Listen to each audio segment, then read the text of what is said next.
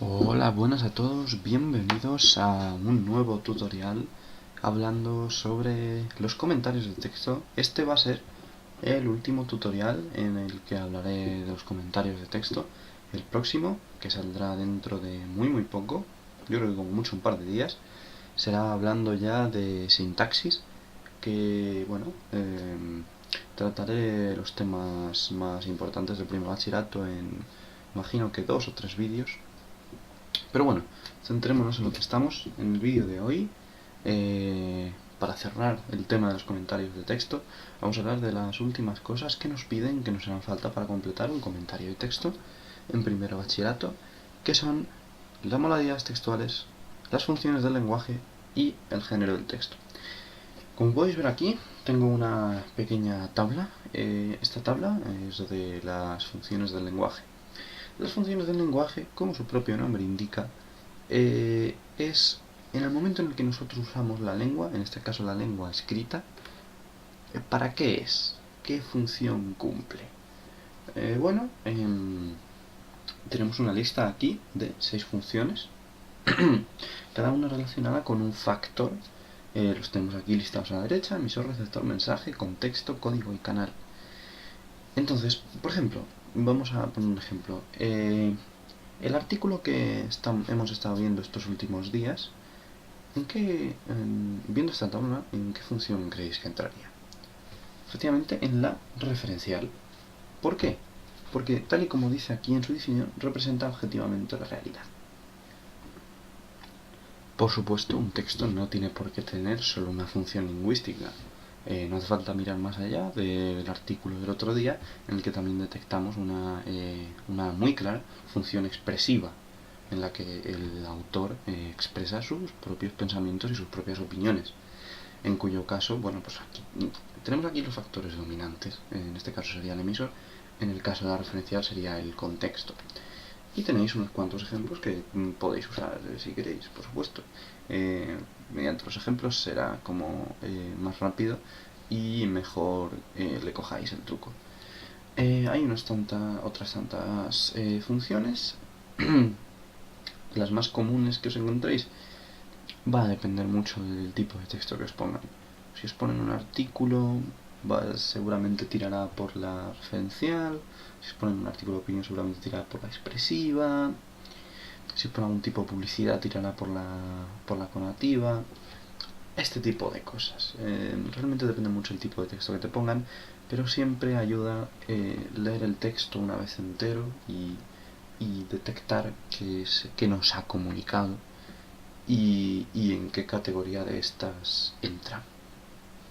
Continuemos ahora con lo que serían las modalidades textuales. Nosotros en primer bachillerato vamos a usar 4: los textos descriptivos, los narrativos, argumentativos y expositivos. Los dialogados, raro es que se nos ponga un texto dialogado, es decir, principalmente eso van a ser entrevistas y cosas de ese estilo. A mí, por el momento, en lo que va de curso, no me han puesto un solo texto que sea únicamente diálogo. En cualquier caso, vamos a centrarnos en los 4 que tenemos aquí. Cada uno es básicamente lo que su propio nombre indica. En el caso del descriptivo, se te presenta algo, un objeto, una persona, lo que sea, y se te describe. Por supuesto, también puedes describirte una situación, por ejemplo.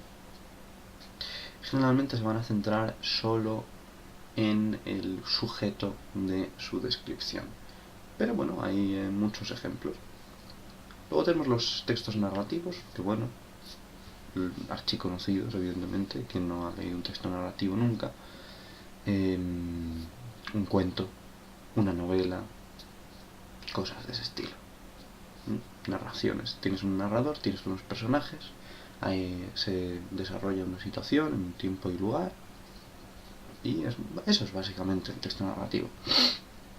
Contar una anécdota, por ejemplo, también sería un texto narrativo en el que el narrador es la persona que está contando la anécdota. Los argumentativos, textos de opinión, debates tal vez, cosas por el estilo, generalmente, en los que la persona da su opinión, pero no sencillamente dice me gusta o no me gusta por esto. O sea, efectivamente, ahí está clave, en el por esto. O sea, tú tienes que dar unas razones, unos argumentos que constituyan tu texto y que te den la razón. Y es básicamente eso en lo que se centra.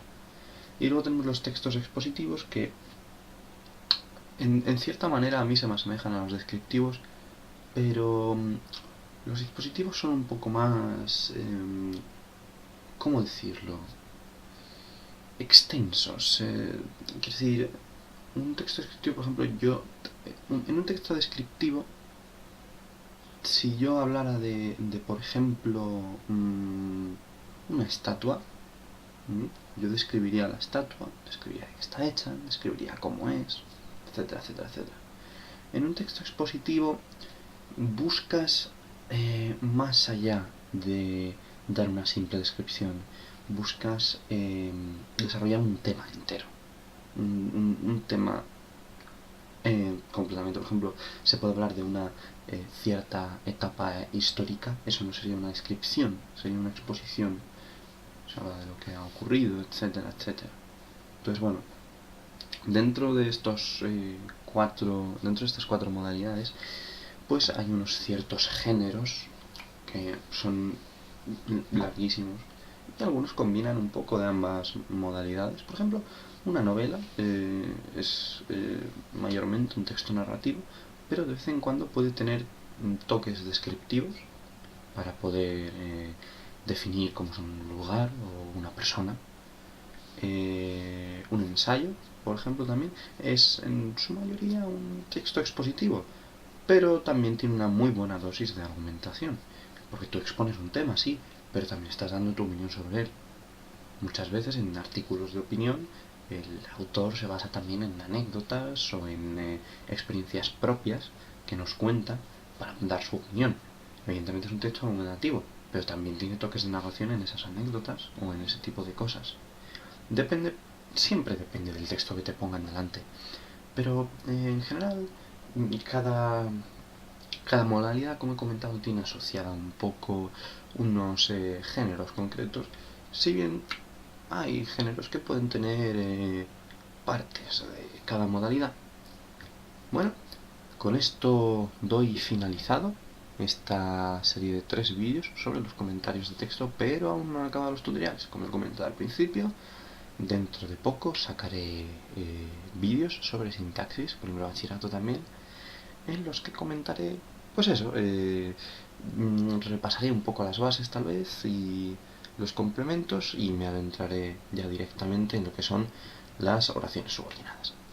Eso ha sido todo, espero que os haya gustado, nos vemos, hasta la próxima.